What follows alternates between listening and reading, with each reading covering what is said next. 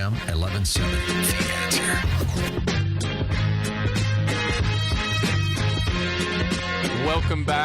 Welcome back. You're listening to Whissel Wednesdays here on AM 1170. The Answer. My name's Kyle Whissel, your host with Whissel Realty, joined as always by Mr. Jason Hall with Team Home Loans.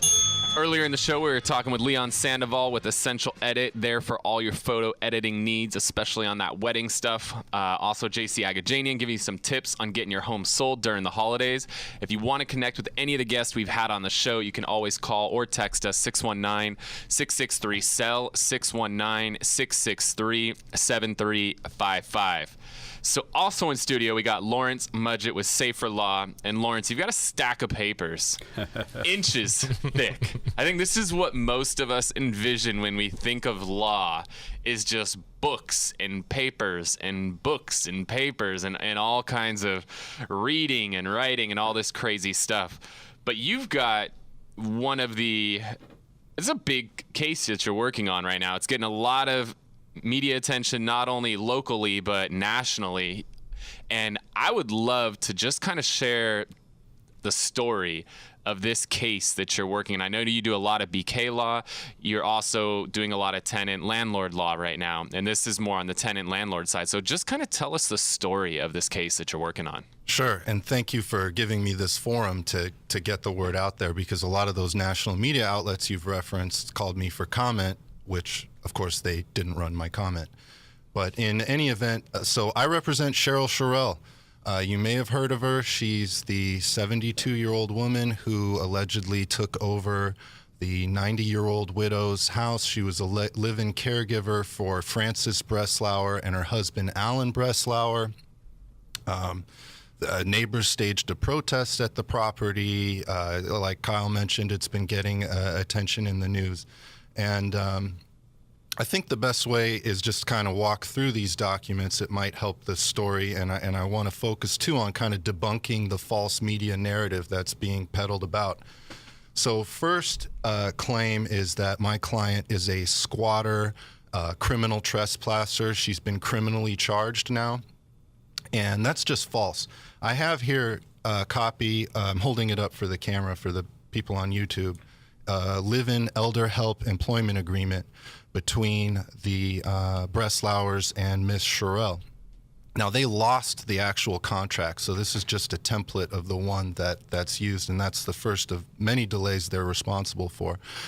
But it's a standard lease agreement, and what that means is she is a tenant under a lease.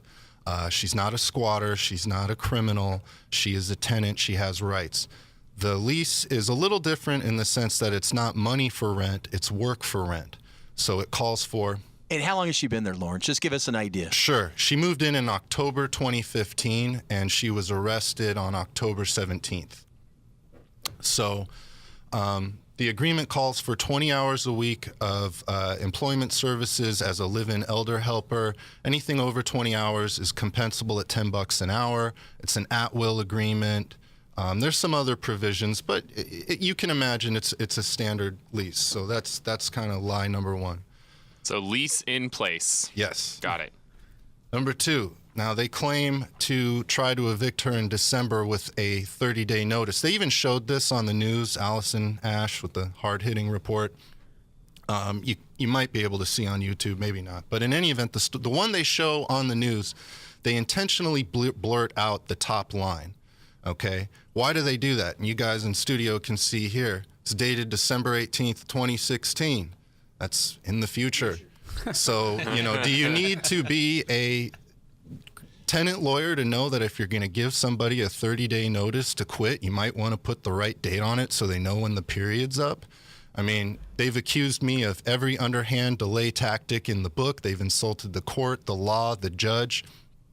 That's a mistake on the face of the document. There's no getting around that. Now, the body of the notice itself basically just says, I'm giving you 30 days. I don't need you anymore. Leave. Okay? That's not a legal notice. I won't get into the law and the code, but it specifically prescribes what needs to be in a 30-day notice so you can file a case to evict somebody. that doesn't even come close. So I've seen the notices. We just had to serve one. It's, multiple pages typically. It's at least one, if not 2 or 3 pages. Yeah, you can do it in one. The key is there's specific language in the code that has to be in the notice that deals with disposition of property, what happens if you don't comply, and other provisions. And the statutes actually try to make it easy for landlords. Literally, you just have to cut and paste it. Okay, this is non-conforming. The last point I want to make about this notice, again, none of this being brought up by the press. After it expired, okay, we all know if you give somebody a 30-day notice to leave, and then 31 days later you take rent money from them, that 30-day notice is now invalid. You can't go forward and evict somebody based on that. Per their own pleadings, they continued to accept her employment services as a caregiver after the expiration of this notice. So that's 3 rock-solid grounds to invalidate any type of unlawful detainer based on this 30-day theory. So the next point I want to get into, the elderly man, Alan, dies in February. That notice was in December. My client's still there. She's providing services up until his death. She's even goes to the hospital when he was briefly hospitalized. And the media says, oh, well, he's dead. Her job is over and she needs to leave. Well, again, if you look at that contract that I showed at the beginning, it didn't just require her provide services for Alan, but also Fran. And at that time is when Fran Breslauer moved her into the main house from the studio. She needed Sherelle more than ever. Her husband was gone. She had family in town. There were funeral arrangements. Lots of stuff was going on. She needed her to cook, clean, laundry, errands, and do these services that she was employed to do. So you can't just take for granted that her job was over when Alan died, because she was still working for Fran. All right. Initially, it was going really well after the death. Fran allegedly asked her to move to Oregon with her. She even offered to rent her the house for a year if the move to Oregon wasn't going to work out. But as the month wore on and things kind of cool off, my client's not able to move to Oregon with Fran, and she decides they're just going to have an estate sale and sell the house. That's when problems start developing between the 2 elderly women. And that's another point I want to make clear. Fran is 90, my client's 72. They gloss over that when they report it. Anyway, it escalates into a domestic violence incident at the property, and there's a police report, which I'm holding up for the camera I have right here. This is all available freely at the court. Anyone can look at it. Now, the media doesn't do that because the officer concludes, quote, Frances Breslauer pushed her caregiver, Cheryl Sherelle. She later slapped her on the forearm and punched her in the upper arm. Okay, that's the officer's summary of what happened. So that doesn't really fit the false narrative that my client provoked the attack. The next day, they both file for restraining orders on each other. This is March 1st. And, I have them here. We can, take a look at the papers. But this is where things get kind of convoluted. The court combines the 2 into one hearing and issues a temporary order restraining my client from contacting Breslauer, and also issues a temporary move-out order as well. Now, an important legal point, this doesn't sever her lease.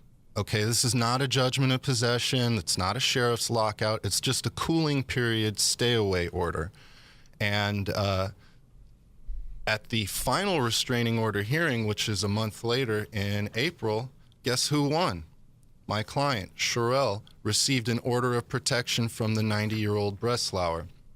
And this is a key point I want to make that I think is just so important. Per these documents that I'm holding up, Breslauer already left the state. The restraining order Sherelle received specifically did not issue a no contact. It was just no harassment.